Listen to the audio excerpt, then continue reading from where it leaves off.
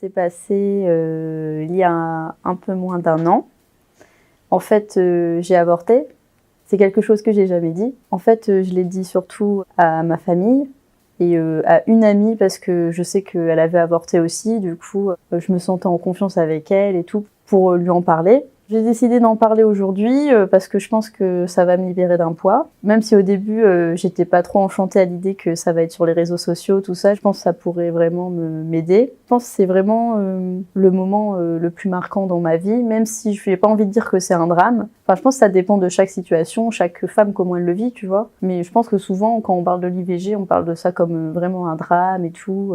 Enfin, sans rentrer dans tous les cons qui disent que c'est un meurtre. En fait, je l'ai appris, c'était un week-end, et je vis en colocation, mais j'étais toute seule ce week-end-là. Du coup, j'ai passé tout mon week-end toute seule à pleurer et tout, et je savais pas quoi faire. J'étais complètement perdue. Mon premier réflexe, ça a été d'appeler ma mère. C'est vrai que j'ai eu la chance d'avoir le soutien de toute ma famille, donc c'est vrai que ça m'a beaucoup aidée. C'est pas le fait de me dire que j'allais avorter qui m'a traumatisée en me disant que j'allais culpabiliser, enfin, que c'était mal. Je me suis pas du tout dit ça. Je pense pas que c'est mal. Je pense que c'est ni bien ni mal. En fait, je pense que c'est un choix qu'on a à faire et qui nous appartient. Je me suis toujours dit que la première fois où je ferais un test de grossesse et qui se révélerait positif, ça me comblerait de joie, quoi, parce que plus tard j'ai envie d'avoir des enfants, donc je m'étais toujours imaginé ça comme un moment de bonheur. Et du coup, quand je suis allée acheter mon test et que je l'ai fait et tout, et que je t'en et tout, il est positif, franchement, ça a tellement été un moment de tristesse, de peur, de colère, d'injustice. Enfin, vraiment, je pense que j'ai ressenti tout ça en même temps. La tristesse parce que je savais que je pouvais pas le garder, la peur parce que on se sent très seul, tu vois, et enfin en plus c'est pas quelque chose qui est anodin pour le corps, pour la santé, tout ça, donc c'est vrai que j'avais très peur. L'injustice aussi parce que on a la haine contre tous les hommes qu'on voit. Enfin on trouve ça vraiment injuste, tu vois, de se dire ouais, enfin c'est quelque chose qui s'est fait à deux et c'est moi qui en paye tous les pots, quoi, tu vois. Si j'avais pas eu le soutien de ma famille, ça aurait été un moment vraiment horrible pour moi. Enfin, déjà que ça a été assez horrible de me rendre chez le médecin toute seule. Moi, j'ai fait l'IVG médicamenteuse, donc il faut aller chez le médecin, prendre un premier médicament. Après, il faut rentrer chez soi, il faut en prendre un deuxième. Et je sais pas si on en parle assez, mais cette IVG-là, c'est comme une fausse couche. Tu sens vraiment que t'expulses un bout d'embryon, quoi. Genre, je veux dire. Et en fait, c'était dégueulasse. Mais en même temps, ça a été tellement libérateur. Dès que j'ai appris que j'étais enceinte, je me suis sentie hyper mal. Genre, j'avais des nausées, j'avais plus d'appétit.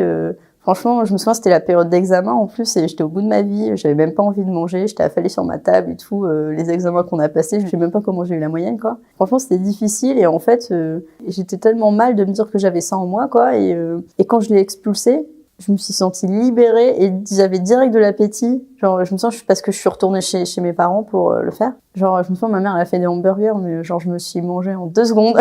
Genre, j'ai tout pris et je me sentais vraiment mieux. Enfin, c'est un événement qui m'a marquée parce que on se rend compte dans notre vie qu'on n'a pas le contrôle sur tout.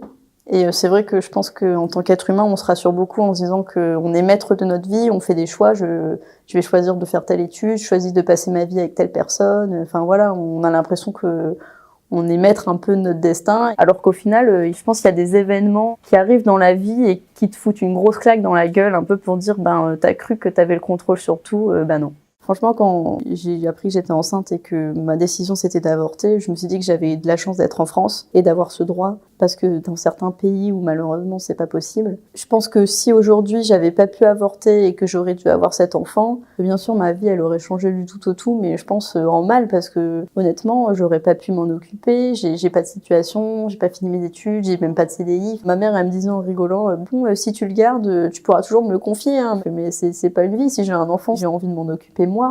En fait, j'ai jamais autant ressenti autant d'émotions différentes en même temps. En fait, c'est pas le fait d'avorter en soi qui a été un choc pour moi, tu vois. Je sais pas que, genre, aujourd'hui, je suis pas en train de me dire, putain, ouais, j'ai avorté, j'ai fait quelque chose d'horrible, je regrette et tout. Je regrette absolument pas mon choix. C'est un choix qui a été difficile. Je pense que c'est quelque chose qu'on fait jamais par bon cœur, pas forcément.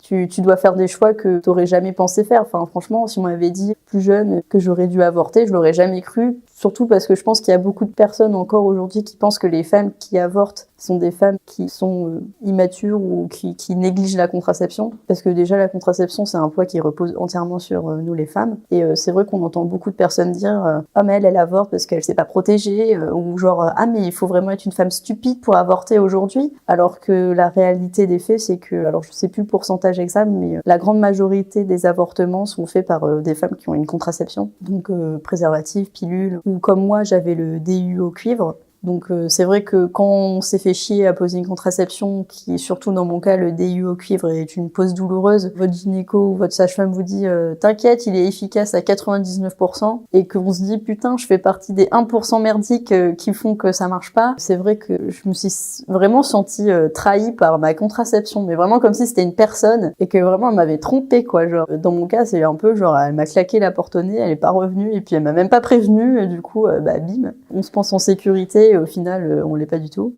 Donc c'est vrai que je me suis sentie trahie par ma contraception et même par mon propre corps, ce qui est assez horrible. De se dire qu'on se contrôle pas, quoi.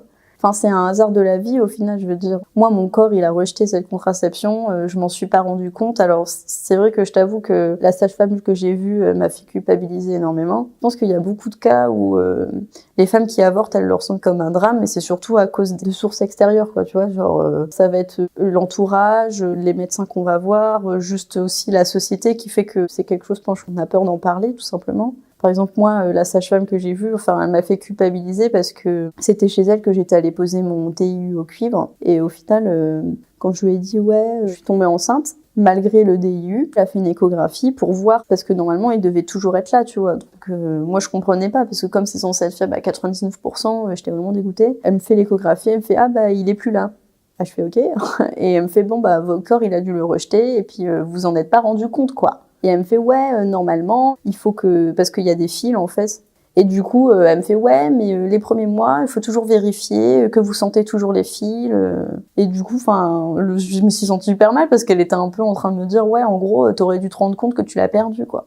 Parce qu'elle me fait ouais vous êtes pas du tout rendu compte que vous l'avez perdu je fais ben non franchement j'ai toussé trop fort un jour il est parti j'ai pas senti non. Et du coup, je me sentais un peu mal et tout, quoi, parce que j'arrêtais pas de regretter en me disant, putain, j'aurais dû me mettre des doigts plus souvent pour voir s'il était toujours là et tout.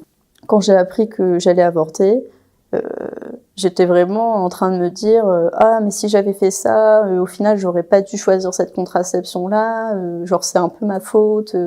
Si j'avais fait plus attention, ou genre, enfin voilà, j'arrêtais pas de me faire des scénarios. Enfin, c'est quelque chose de très humain, je pense. Tout le monde fait ça, de se dire, quand il nous arrive une tuile, on se dit, putain, si j'avais fait ça. Ce que ça m'a appris, c'est qu'au final, il faut juste accepter les choses comme elles sont, et puis vivre avec, et puis en faire une force. Je pense qu'aujourd'hui, cet événement, ça m'a vraiment permis de mûrir, et vraiment de me dire qu'on peut surmonter tellement de choses en fait. Donc je peux dire que je suis fière de moi d'avoir surmonté cet événement et que voilà, qu'à l'avenir je vais pouvoir être une femme forte. Si j'ai un conseil à donner à des jeunes femmes qui se retrouvent dans cette situation, c'est de s'entourer de personnes qui vont les soutenir, de pas rester seules. Et si malheureusement elles sont obligées de vivre ça toutes seules parce qu'elles ont personne autour d'elles, je pense qu'il y a toujours des associations, des professionnels qui sont là pour les épauler.